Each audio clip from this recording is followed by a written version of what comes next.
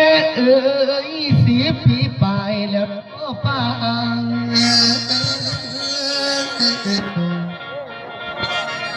แต่เมียห่างไรละทิมลูกน้อยให้สายลำโอ้ยนางนางเจ้ามาเจ็บไม่ปวดซ้ำทำไมเจ็บปวดซ้ำแล้วน้องบอกคิดได้น้อง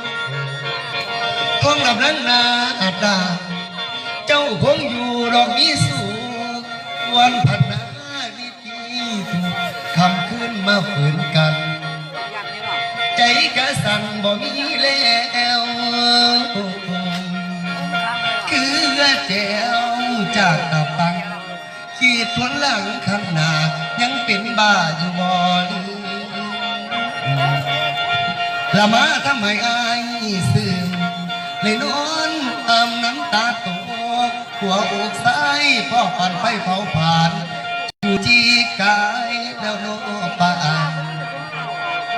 โอ้ยแม่เอ้ยแม่เดี๋ยวนี้พ่อที่เราบางลูกสาวเลี้ยงจนใหญ่และเมียงามอะไรเงาหัวใจอยู่บ่แล้วมันเป็นแปลวอยู่วางสวง